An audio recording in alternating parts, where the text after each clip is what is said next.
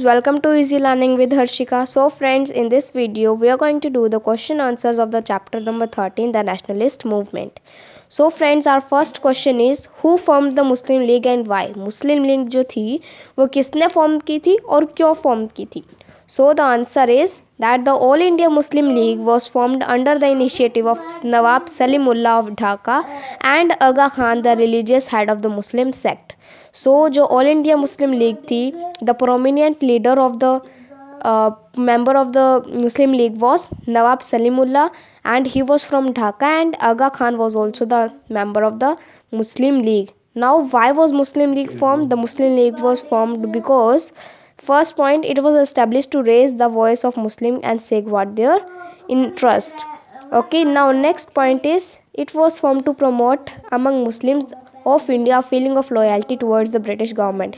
सो ये इसलिए फॉर्म किया गया था ताकि मुस्लिम्स के अंदर एक नेशनलिटी की फीलिंग आ सके और ताकि वो फ्रीडम दे सके from the britishers. Third point is it was establish to protect and advance the political rights of the and interest of the Muslims of India, and it was also form to protect the rights of the Muslim. Now friends, second question is what were the causes of the rise of the extremist. So जो extremist थे उनका क्यों rise हो रहा था? So our first point is the failure of moderates. जो moderates थे जो कि नॉन वायलेंस का मेथड यूज़ करते थे उनमें फेलियर आया. So the methods of prayers, petitions and pleas adopted by the moderate failed to satisfy younger generations, and according to them the moderates could not achieve anything through their policies of resolution and petitions. Means they cannot get freedom from the Britishers by the method of the non-violence. Now second point is disappointment of educated Indians. So जो Indians थे उन्हें वो educated थे but they were unemployed, उनके पास कोई job नहीं थी. So the most of the educated Indians were unemployed and also the British government continued with its policy. Now third question is give an account of aims, methods and achievements of the extremist. So aims क्या थे, methods क्या थे और achievement क्या थे जो कि extremist के थे. Means who follows the method of violence. So aims of the extremist, first to get Swaraj or complete independence, and Tilak also declared that Swaraj is my birthright and I shall have it. So first aim था extremist का कि वो complete independence पा सके, वो अपना स्वराज मिल सके, means अपनी कंट्री पर खुद राज कर सके और कंट्री को खुद रन कर सके. Second was to oppose the unjust attitude of the British government words the Indians का अनजस्ट जो बिहेवियर था of the britishers. And last point is to glorify India's culture heritage. जो इंडिया की जो कल्चर हेरिटेज चली आ रही थी वो उसे वो फॉलो करे, ना कि ब्रिटिशर्स के रूल और पॉलिसीज़ को. Now the methods of the extremist, क्या मेथड यूज़ किया था एक्सट्रीमिस्ट ने? So first is boycott of foreign goods. उन्होंने बैन कर दिया था फॉरेन गुड्स को जो भी कोई दूसरी कंट्री से आ रहा था. सेकंड एक्सेप्टेंस ऑफ स्वदेशी. जो स्वदेशी मीन्स जो उनकी खुद की कंट्री में इंडिया में जो बन रहा था सामान उनको यूज़ करना शुरू कर दिया था. And third is spreading national education जो है उसे स्प्रेड किया था all over the India. Now the achievements of the extremist. Achievements क्या थी? So the biggest achievement of the extremist was to spread the nationalist movement in all parts of the country. Means to spread the feeling of nationality among the Indians.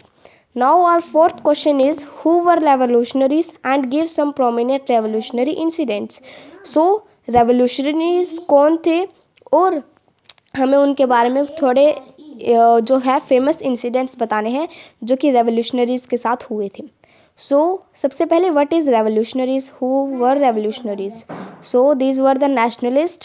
They were used some revolutionary methods to get independence from the britishers. So nationalist revolutionaries जो थे वो leaders थे and उन्होंने revolutionary methods को use किया, revolts की, ताकि वो इंडिपेंडेंस पा सके from the britishers. Now the important revolutionary events are as follows. Important revolutionary events. First is in 1908, Prafulla Chaki and Khudiram Bose threw a bomb at the carriage of the unpopulated British judge but missed their targets. Chaki killed himself and Khudiram Bose was tried and hanged. So in 1908, Prafulla Chaki and Khudiram Bose थे, उन्होंने एक bomb through किया at the carriage and he was the British judge.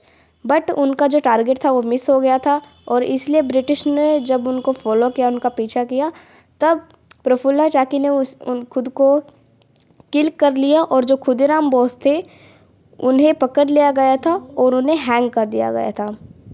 Okay friends, so revolutionaries क्या थे? They were the nationalist and the important revolutionary events was in 1908.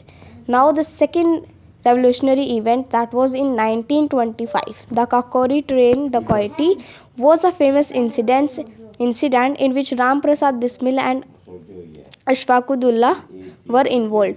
So in 1925 में भी एक Kakori train का एक फेमस इंसिडेंट हुआ था with the revolutionaries in which Ram Prasad Bismil and Ashfaqullah were involved. Now third point, in 1912 Lord Hardinge and the then Viceroy was injured by a bomb thrown by Rash Bihari Bose when he was going to attend a procession in Delhi. So 1912 में जो Lord Hardinge थे वो एक viceroy थे, तो वो injured हो गए थे बाय अ बॉम्ब, और वो बॉम्ब थ्रो किया था राश बिहारी बोस ने, और वो तब थ्रो किया था तब लॉर्ड हार्डिंज जो थे वो एक दिल्ली में एक मीटिंग के लिए जा रहे थे. Next question is what was the importance of Lucknow pact. Fifth question is कि लखनऊ पैक्ट की क्या इम्पोर्टेंस थी, क्यों लखनऊ पैक्ट को फॉलो किया गया, क्यों उसे बनाया गया. So we have to write the importance of Lucknow pact. So first importance was that firstly the pact was signed by the Congress and the Muslim League to carry on the freedom struggle jointly and it is known as Lucknow Pact. So first जो important thing थी वो ये थी कि कांग्रेस और मुस्लिम league उन दोनों ने मिलकर ये फ्रीडम स्ट्रगल को ज्वाइन किया और इसी को हमने लखनऊ पैक्ट का नाम दिया था. ओके, सो दोनों ने मिलकर काम किया था and it was called Lucknow pact. And secondly, second point, the reunification of the moderates and extremists took place after 9 years. और 9 years के बाद ऐसा हुआ था जब moderates and extremists, the people who follows the non-violence, they were moderates, and who follow the violence, that were extremists. So दोनों जो moderates and extremists थे उन्होंने एक साथ फ्रीडम के लिए fought किया against the Britishers, and it was the importance of Lucknow Pact. Okay friends, so first was the Congress and Muslim League carry on the freedom struggle jointly, and the second one is that moderates and extremists also took place after 9 years. So friends, these were all the questions. So I hope you understand all the questions very clearly. So please like, share and subscribe to my channel to get the latest video updates.